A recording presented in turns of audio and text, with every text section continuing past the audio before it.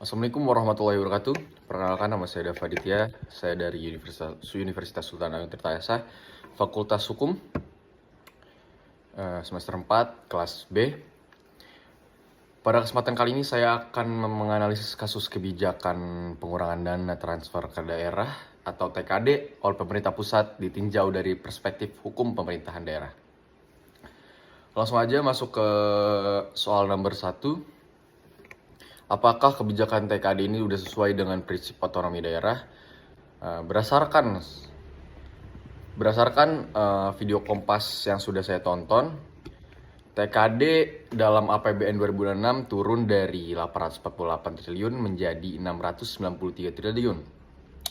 Hal tersebut berkurang sekitar 150 triliun dengan alasan efisiensi fiskal nasional. Kalau ditinjau menggunakan teori desentralisasi, otonomi daerah Indonesia mengacu pada model devolusi, yaitu penyerahan kewenangan penuh termasuk fiskal kepada daerah. Pengurangan TKD sepihak melemahkan substansi devolusi tersebut. Secara konstitusional, pasal 18A ayat 2 Undang-Undang Dasar 1945 menegaskan hubungan keuangan pusat dan daerah harus diatur secara adil dan selaras. Undang-Undang Nomor 1 Tahun 2022 tentang HKPD, Pasal 4 juga mengharuskan kebijakan fiskal nasional mempertimbangkan kemampuan keuangan daerah. Jadi, kebijakan pengurangan TKD sah secara formal sebagai kewenangan APBN, namun bermasalah secara konstitusional karena menciptakan ketimpangan fiskal vertikal yang menghambat daerah menjalankan urusan wajib, bertentangan dengan prinsip otonomi nyata dan bertanggung jawab dalam Undang-Undang 23 tahun 2014. Soal nomor 2. Hubungan kewenangan pusat dengan daerah dalam desentralisasi. Hubungan kewenangan pemerintah pusat dengan pemerintah daerah dalam desentralisasi fiskal.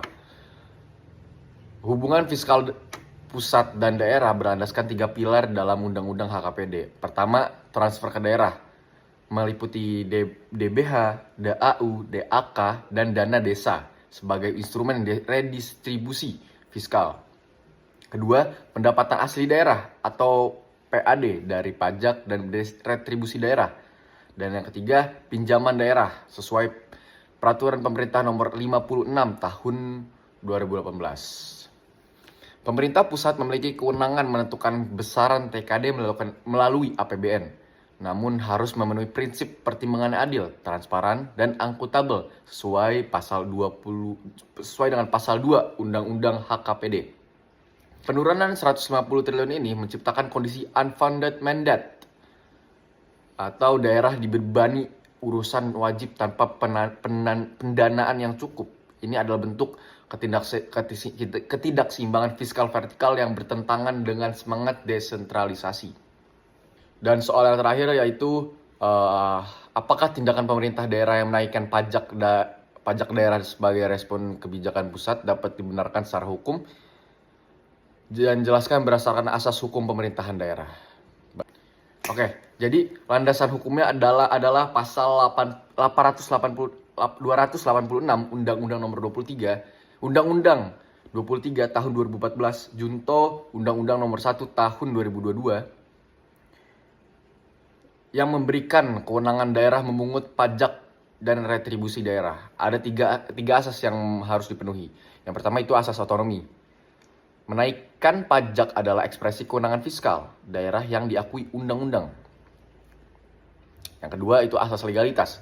Kenaikan hanya sah bila ditetapkan melalui Perda sesuai pasal 180 Undang-Undang HKPD. Yang terakhir itu asas proporsionalitas, yaitu Pemda wajib membuka partisipasi publik dalam pembentukan Perda agar tidak memberatkan masyarakat sesuai dengan Undang-Undang Nomor 12 Tahun 2011. Jadi tindakan Pemda legal secara hukum selama melalui Perda dan tidak melebihi tarif maksimum undang-undang. Namun secara politik hukum, kondisi ini membuktikan bahwa pengurangan TKD oleh pusat telah memaksa daerah mengalihkan beban fiskal kepada rakyat. Jadi kesimpulan yang bisa saya simpulkan, pengurangan TKD adalah kewenangan pusat yang sah, tetapi harus tetap menjaga keseimbangan fiskal agar otonomi daerah tidak sekedar formalitas.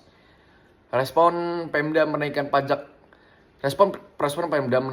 itu legal, namun harus melalui mekanisme hukum yang benar dan memperhatikan kepentingan masyarakat.